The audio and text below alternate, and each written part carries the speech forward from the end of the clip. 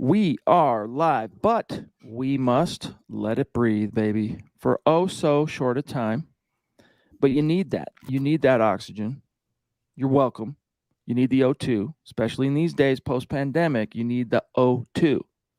Welcome in. It is the Mile High Huddle podcast. I'm your host, Chad Jensen. With me is my fellow football priest. You know him, you love him, Zack Kelberman. Zack, the Seattle Seahawks swung for the fences in an effort to smear Russell Wilson ahead of week one, Monday Night Football. Why? Why did they, so many different sources within that Seattle front office, choose now to say what they said? And why do you think, what was the ultimate motivation, what drove them to do this? For one is he who creates the news controls the news. So they wanted to get in front of the story because they created the story. And I think you hit the nail on the head, Chad, on the radio earlier when you said there's a reason why this was preemptively released before the week one game. It's almost like Seattle is resigned to most likely losing to Russell Wilson and the Broncos. So why not try to smear him and make him look like the bad guy in the process? But I also think it's my feeling anyway when I read the story by Brady Henderson, who either covers or covered the Seahawks. It was a very Seattle-centric slant. It was biased in favor of the Seahawks, and I feel like the only reason Henderson wrote that or got the sources was because it was going to end up looking like Seattle coming out on top and Russell Wilson looking like the villain. So I don't put much into it. I'm not thinking about it at all. I don't think Russell Wilson cares about it all that much. The results will be born on the field on Monday night, and I think the Broncos and everyone surrounding them will be happy. Let me get to a few of the things that were said really quick. And by the way, hello, everybody. It's so good to see you. Oh, I just heard noise. Did you hear noise come through the share? Okay, let me redo the share then and kill the sound. Stop share screen. Do it again. Wanted to say hey to everybody. Hope you had a great Labor Day weekend and whatnot. I missed you. I missed everybody. And I know I've talked to you since then, but I did miss you.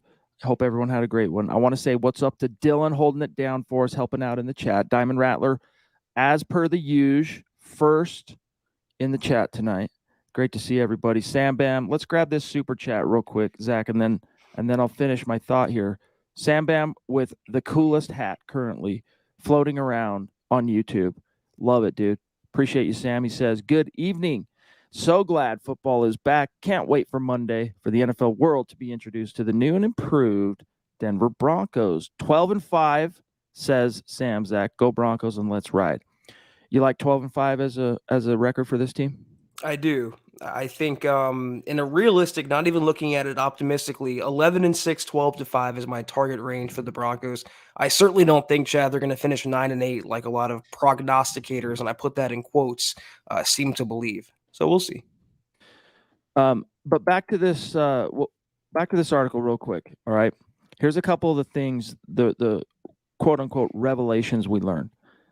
First off, there were rumors for a year or two actually, but we did get confirmation that the Seahawks tried to trade Russell Wilson in 2018 to the Cleveland Browns in exchange for the number 1 overall pick.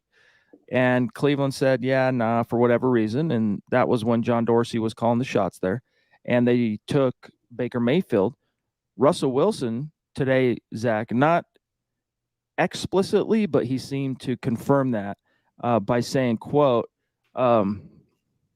definitely they tried to trade me a couple different times to try and see what was out there. Okay, so we learned that.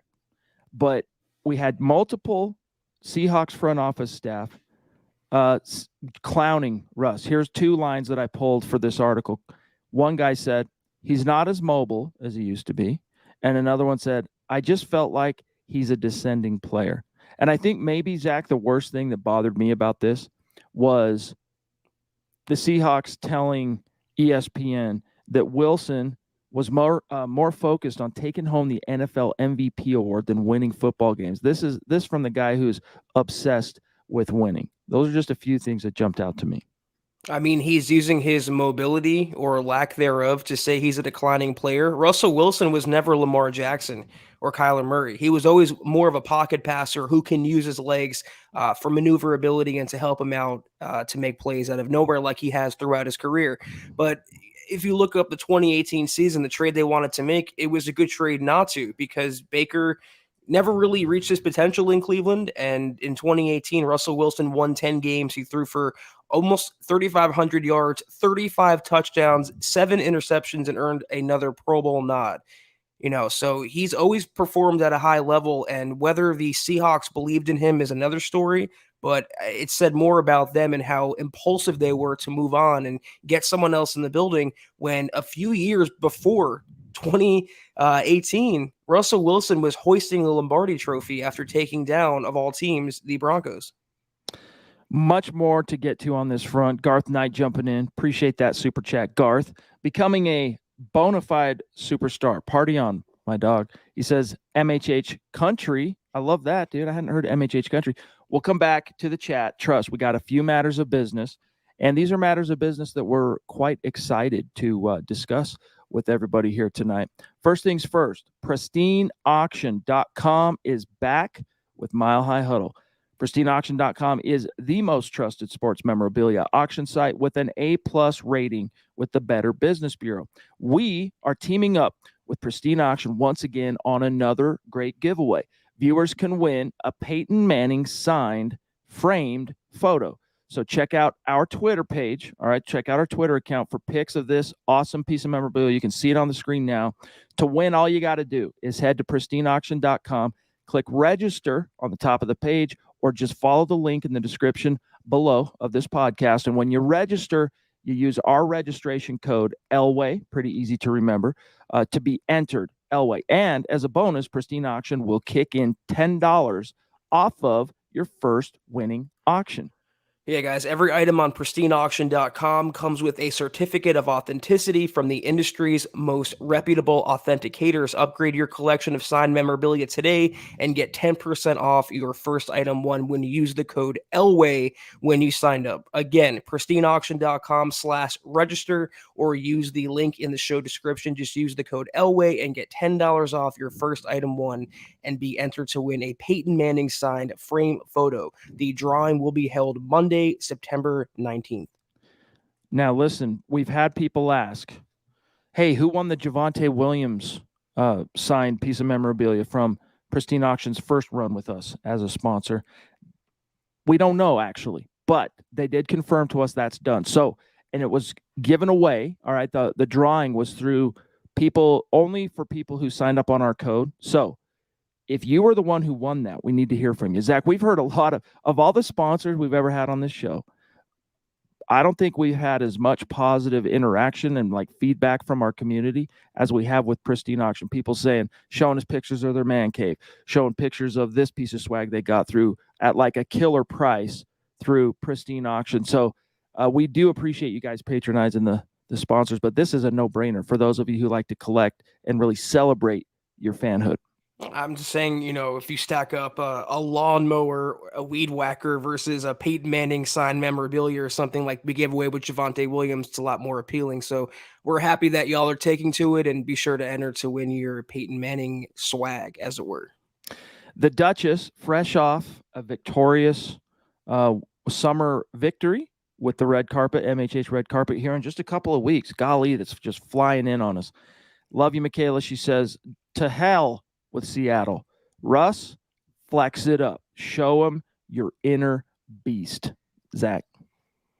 Yeah, I think he will. It's something we talked about on the radio today, that I don't think the Broncos are going to go Bill Belichick, and if they get a 4-touchdown lead, they're going to go through for a 5th and go for the jugular when they don't have to. But he's going to show he has plenty left in the tank.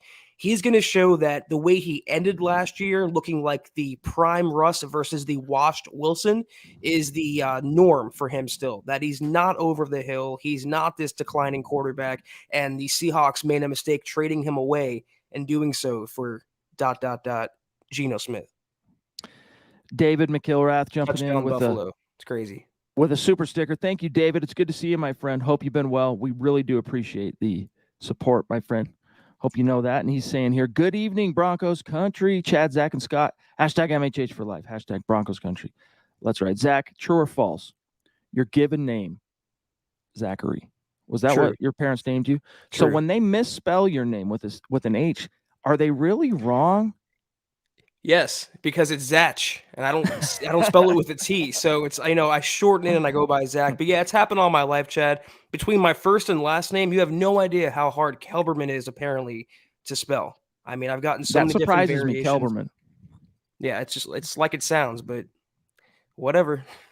Well, Phil McLaughlin says, "Good evening, Chad, Zach, and Scott." He says, "Let them hate. Hard K. Monday night will quiet them. Hashtag let's ride." Heck yeah, Phil. Appreciate you, brother. Can't wait. I mean, we're sitting here on Thursday, Friday, 1, 2, 3, 4 days, 4 days to go, and a great NFL weekend in between to help you pass the time. It's going to be here. And then we're off to the races, dude. So stoked right now. And listen, watching the game, don't feel too bad that the Broncos lost to Buffalo in the preseason. This Bills team is so damn good. They steamrolled the Rams right down the field, made it look too easy. There's a reason why everyone seems to be picking them, myself included, to win the Super Bowl. I mean, I think it's their time.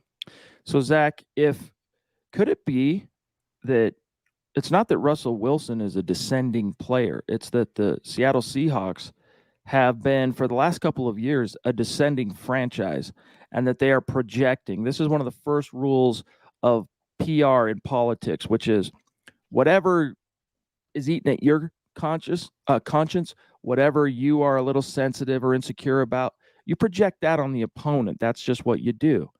And in the case of the Seattle Seahawks, they opted to make Russell Wilson a political opponent, at least in the court of public opinion, Zach. And I think it's pretty clear their projection. It comes from a place of, I think they know where they're at. Like the Broncos walking the quarterback desert for the last 6 years. Seattle, they like willingly putting themselves through that, which the wisdom of that we've questioned from the very beginning.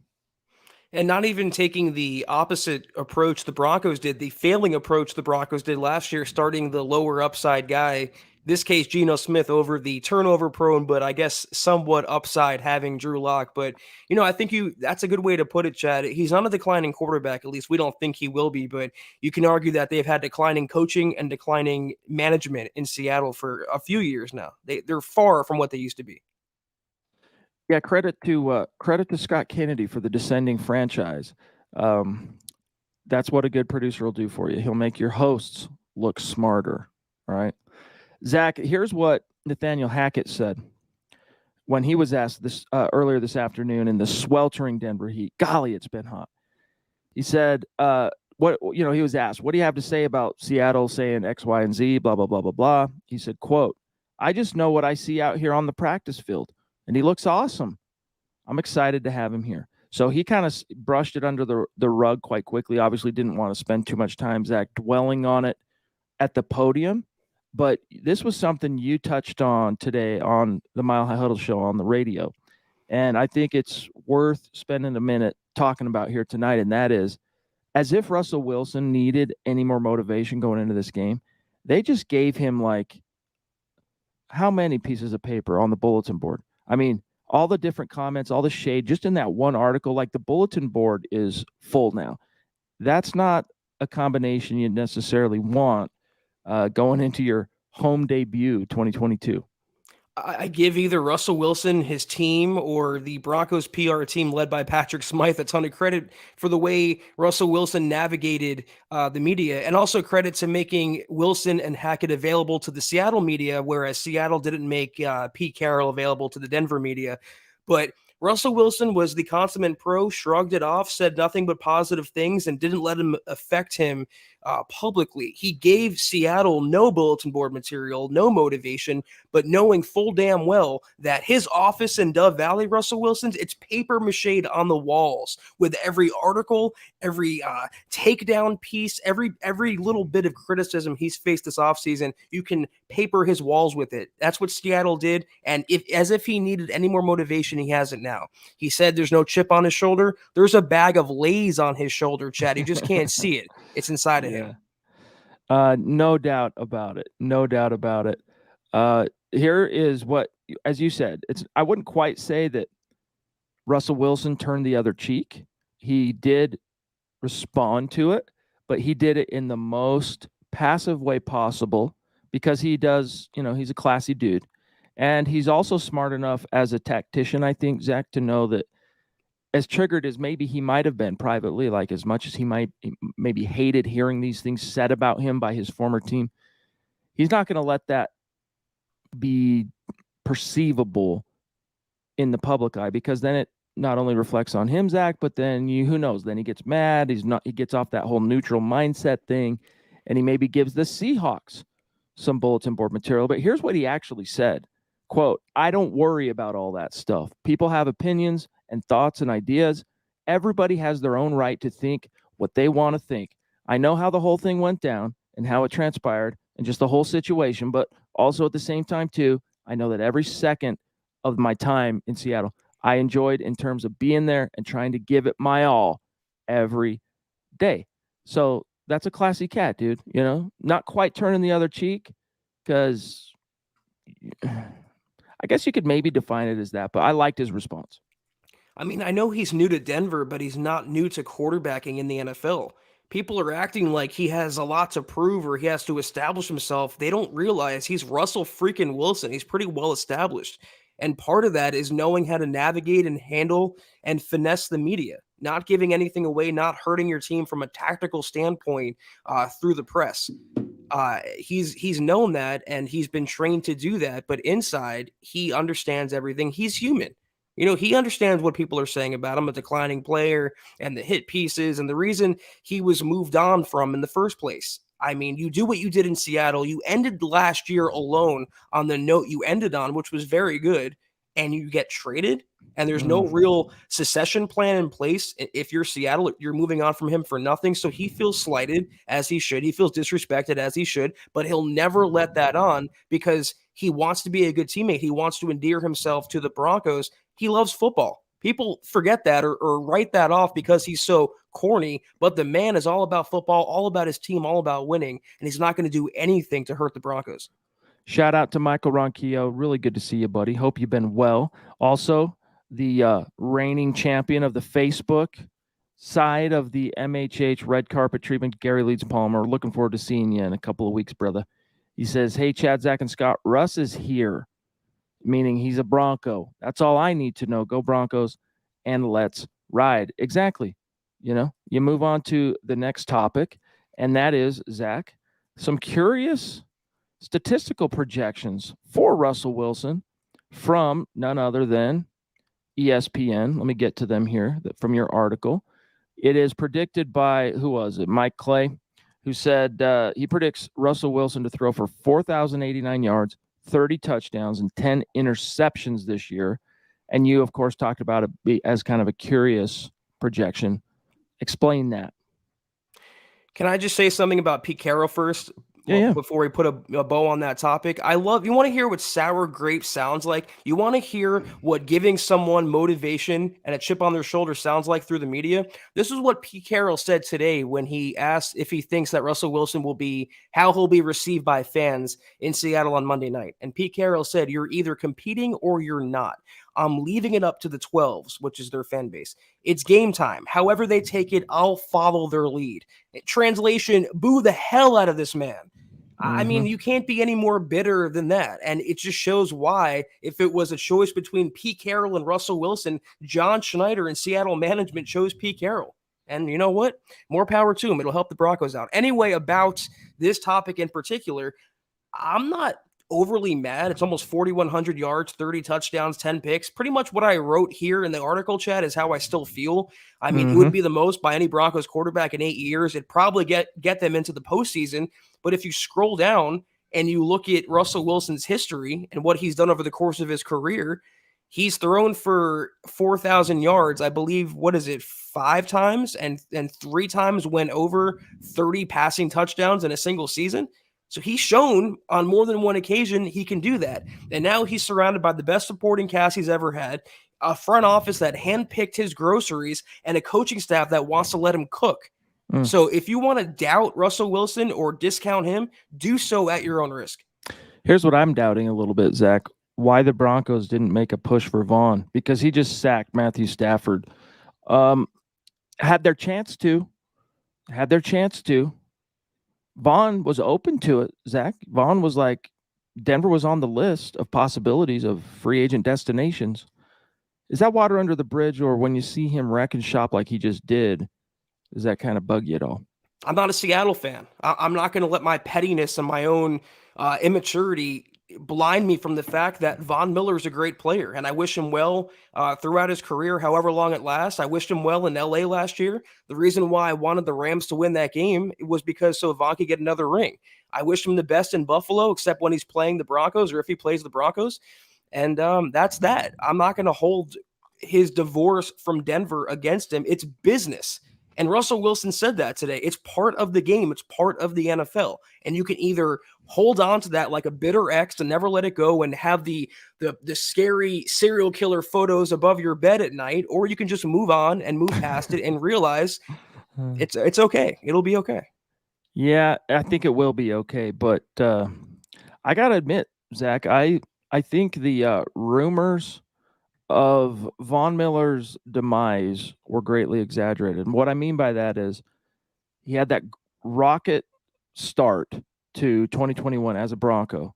I want to say it was either 3.5 or 4.5 sacks in the first quarter of the season, and then he kind of went back into like 2019 ish Vaughn, where the sacks weren't coming, and then he got traded. And he went back to LA, and during the regular season, what time he spent there, it's not that he was bad by any stretch, but he wasn't the Vaughn that's making all the flash plays and in critical moments, but obviously he had a great postseason run, no doubt about it. And now he's looking really good in his debut as a Bill. I think people, maybe even the Broncos, Zach, possibly could have slept a little bit on where he stands relative to the father time issue and how much sand is left in his particular hourglass. Albert, good to see you, bro. Can't wait to hang with you in a couple weeks. He says, the Seahawks just show a very poor loser mentality. Well said, buddy. Dave from Georgia says Denver wasn't going to give Miller the contract Buffalo gave him.